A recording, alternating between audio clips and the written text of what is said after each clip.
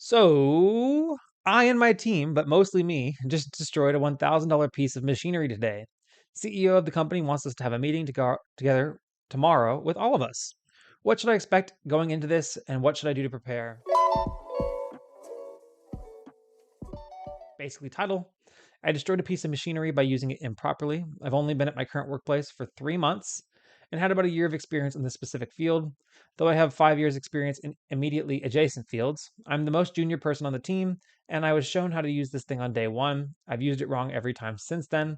I wasn't sure if I was using it wrong or not, and I repeatedly asked for guidance on it, but whenever I did, the answer always was along the lines of, well, that is technically wrong, but I do it like that all the time. I wouldn't worry about it.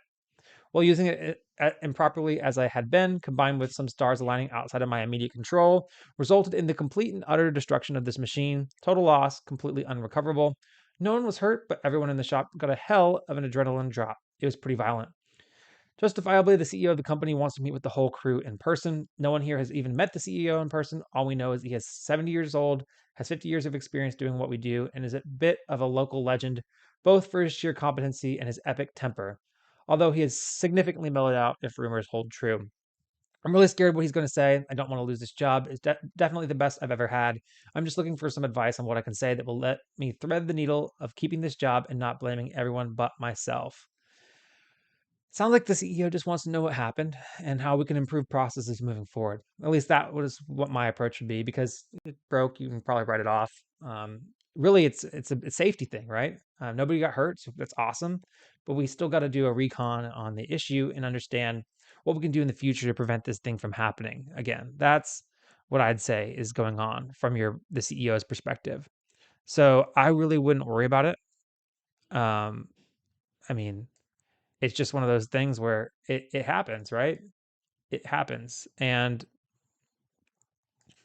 it sounds like the CEO is just trying to understand what happened. Um, so I wouldn't worry about it too bad. So it sounds like you weren't trained appropriately. So I mean, I wouldn't point the finger, but if he asks you, what happened, just tell him what happened. And I think you'll keep your job. And nobody will really look bad at you for telling people how it is, because that's how it is. So here, let's read the comments, because I think this is a very common story and other people have similar things. All right, here we go. Top comment goes: when I was working at Intel, I dropped a container of thousands of computer chips worth over $1 million. Every single processor in it was completely destroyed. I was sent home for the day, and I thought for sure I was done for and had thrown my career away. I got called in for a meeting a few days later, thinking I would be fired. They simply wanted my side of what happened and then put me back to work. After a month, they rolled out new procedures for handling lots across all of Intel. They'd done a whole investigation and root cause analysis and determined, while I was the one who dropped it, a bunch of systematic things had gone wrong along the way for me to be put in that position, including robots that normally do part of the transfer process being down. Exactly. You ultimately broke the machine, but there were systematic failures that put you in a position to break the machine as a new employee. They focused on the systematic failures that led to it happening, not on me, and they corrected those systematic failures across the board. They didn't correct you.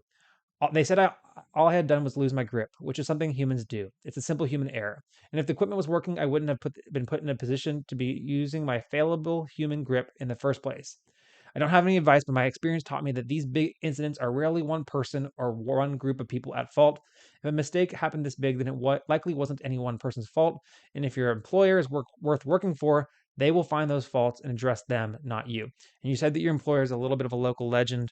He knows what he's doing. He's run a business for a long time. He has a lot of experience, and he's probably seen similar things, is what I'd say. So, if your company is worth working for, they will fix the bigger problem, not you. So just just be honest, tell them what happened, so that way they can fix the real problem. And if you come across as trying to be weaselly about it, that's just going to leave a bad taste in your mouth. And we have incidents that happened out in construction fields all the time. It's a similar thing. We had a guy that got injured, and we brought him in, and he sat in front of all of the leaders of our project, and told the story of what happened. And the company he worked for was a subcontractor of ours. They came in and they told and said, "Hey, we learned something from this, and we are changing this process, and we are looking into other similar processes to see how we can prevent this from happening again in the future." And that's what a good company does. That's what good company culture does. It doesn't just point the finger at a person and get rid of them and say, hey, this is all on you. A good company looks at the situation and says, oh, we have a problem to fix. So let's fix it. And it's not just by getting rid of somebody. So wouldn't worry about it too much. Just keep on doing your thing and be honest with the CEO. I hope the meeting went well because this was posted a while ago without update, but I hope the meeting went well. Miscommunicating. I just made a pilot, then they threw me on the stations. Nah, I'm not complaining. Nah, I'm not complaining. My thoughts get complicated. I cannot explain in lameness. Never losing focus because I ain't chasing payments. Still playing in the basement while I'm working on arrangements. They heard the kid in 50 countries. Thank God that's amazing. But I'd rather thank Spotify. They put me on the station.